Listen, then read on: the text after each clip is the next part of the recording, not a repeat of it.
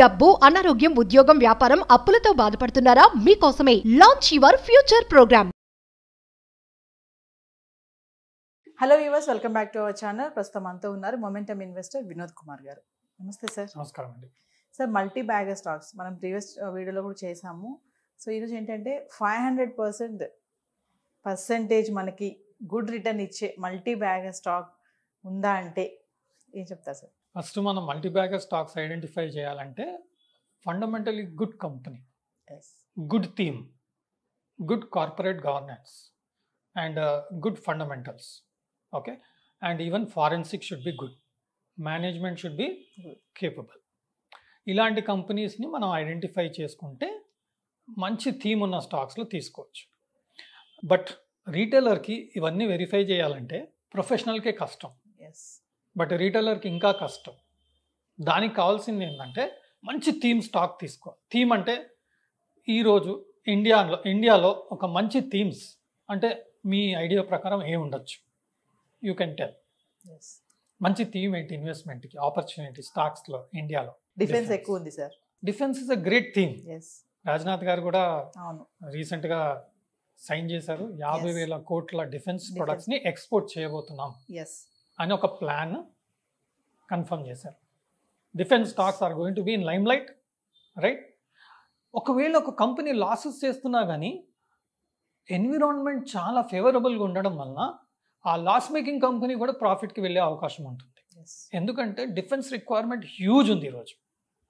Established companies capacity సరిపోకపోవచ్చు. అలాంటప్పుడు వాళ్ళు ఏం చేస్తారు? లాస్ మేకింగ్ కంపెనీస్ని టేక్ ఓవర్ చేయడం, లేదంటే లాస్ మేకింగ్ కంపెనీస్కి సపోర్ట్ ఇవ్వడం వలన వాళ్ళు ఆ ప్రొడక్ట్స్ తయారు చేసే పరిస్థితికి వాళ్ళు ఏర్పడతారు. సో దీన్ని ఏమంటారంటే టేల్ విండ్స్ అంటాం, హెడ్ విండ్స్, టేల్ విండ్స్ అంటాం. సో ఇప్పుడు థీమ్ టేల్ విండ్ ఉంది. సో డిఫెన్స్ స్టాక్స్ని మనం బై చేసుకోవడంలో తప్పేం లేదు. అందుకే మీరు చూడండి, చిన్న చిన్న companies, small companies in explosives, they are making wonderful returns. Debts అన్నీ క్లోజ్ అయిపోతున్నాయి. మీరు రీసెంట్ పాస్ట్లో చూస్తుంటే power stocks last 10 years they was in trouble. Sugar stocks they were in trouble. They are now going up because వాళ్ళ debts restructure అవుతున్నాయి, వాళ్ళకు ఒక profits వస్తున్నాయి ఈ ఎథనాల్ మిక్సింగ్ ఇంది. సో మనం సుజ్లాన్ చూడండి, 5 రూపాయలు ఉన్న స్టాక్ ఈరోజు 50 రూపాయలకి వచ్చింది. Renuka Sugars, okay, like that there are so many stocks. Power stocks, Rattan India Power 5 rupees ఉన్న స్టాక్ ఈరోజు 18-19 రూపీస్ ఉంది. బట్ అందులో రీస్ట్రక్చరింగ్ అయింది, plus at the same time కంపెనీలో మార్పులు చాలా వచ్చాయి అండ్ డెట్స్ కూడా ఆల్మోస్ట్ జీరోకి వస్తున్నాయి. That's a great opportunity. Okay, I'm just sharing my analysis. I may be wrong. People need to do their own research, discuss with their financial advisor and take proper decision. I am not a SEBI analyst. I am just sharing whatever understanding I have on the stocks. Ratan India Power is doing good. Long term also it can do lot of things. Hyderabad based company MIC Electronics, there is something about electronic items which is also related with semiconductor. ఈ మధ్య మనం వింటా ఉన్నాం కదా semiconductor అని. Okay, 30-40 రూపాయలు ఉన్న stock ఈరోజు 60 రూపాయలు ట్రేడ్ అవుతుంది. ఇది మన MIC electronics. So like that small value stocks, there are so many stocks which are coming up. So those stocks we can consider. Otherwise invest in a mutual fund which can also give very good return. Defence mutual fund last 1 yearలో 110% return ఇచ్చింది. That's a very great return in last 1.5 year. Why? Because the defense industry is doing well.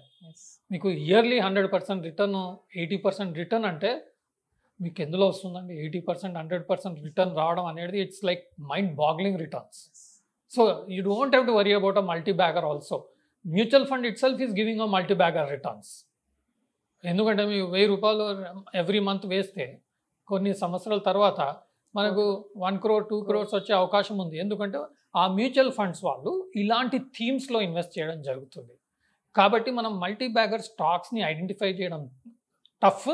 But at the same time ఏవైతే funds ఇలాంటి స్టాక్స్లో invest చేస్తున్నారో ఆ స్టాక్స్ని మనం తీసుకోవడం, లేదంటే సూపర్ స్టార్ ఇన్వెస్టర్స్ తీసుకున్న స్టాక్, మీకు మల్టీ బ్యాగర్ రిటర్న్స్ అనేది లార్జ్ క్యాప్లో రావడం కష్టం.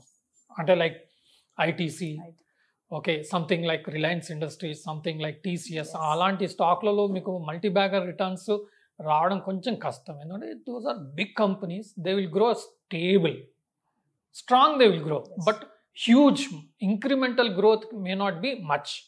ఇంక్రిమెంటల్ గ్రోత్ వచ్చేది ఏంటి? థీమ్ బేస్డ్ స్టాక్స్, లేదంటే low value stocks which are turning around. Loss making నుంచి ప్రాఫిట్ మేకింగ్కి వచ్చే కంపెనీలు ఏవి?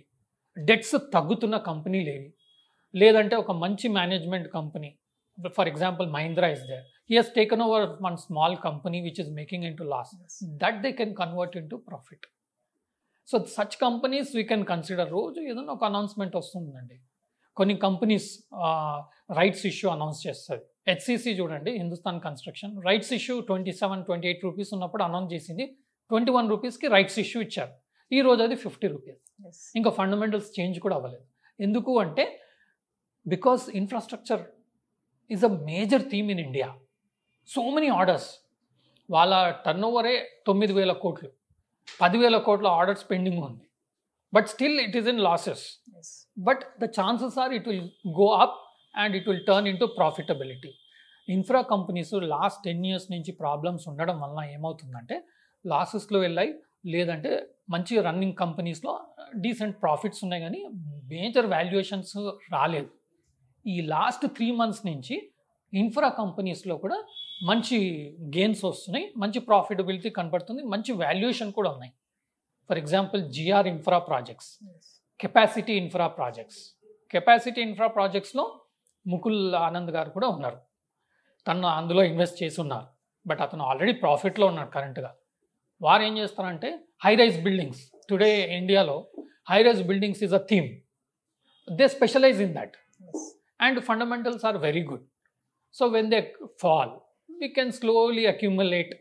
ఇలాంటి స్టాక్స్లలో మేబీ మన దగ్గర 100 రూపీస్ ఉంటే 5 రూపీస్, 3 రూపీస్, 10 రూపీస్ అలా ఇన్వెస్ట్ చేస్తే డైవర్సిఫికేషన్ అవుతుంది, మనకు బెటర్ రిటర్న్స్, లాంగ్ టర్మ్లో మల్టీ బ్యాగర్ రిటర్న్స్ వచ్చే అవకాశం ఉంటుంది. కాబట్టి కొన్ని మల్టీ బ్యాగర్ రిటర్న్స్ వచ్చే స్టాక్స్లో రిస్క్ తీసుకోవడంలో తప్పేం లేదు, but this is purely educational purpose. Every one need to take care properly. Sir, ఈ మల్టీ బ్యాగర్ స్టాక్స్లో థీమ్ బేస్డ్ అని చెప్తున్నారు కదా, థీమ్ బేస్డ్ స్టాక్స్ కొన్ని చెప్పండి సార్, ఏముంటాయి? థీమ్ అంటే ఇప్పుడు మనకు రైల్వేస్ ఉంది, ఐఆర్ఎఫ్సి, ఇండియన్ రైల్వే, ఓకే. అలాగే మనకు RVNL, rail Vikas Nigam limited, okay. Power స్టాక్స్కి వచ్చామనుకోండి, PTC, power trading corporation, power finance, PFC, ఇవన్నీ public sector come this theme, railway theme, infrastructure థీమ్లో ఉన్న కంపెనీస్. ఓకే. అలాగే ONGC, they are planning a huge thing in the renewable energy. So these stocks also can go. Hydrogen theme మీద ఎన్నో companies focus చేస్తున్నాయి.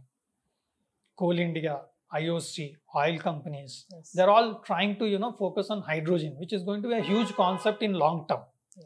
But short term there may be under pressure, but we need to slowly accumulate these stocks one by one, create a portfolio of theme based stocks.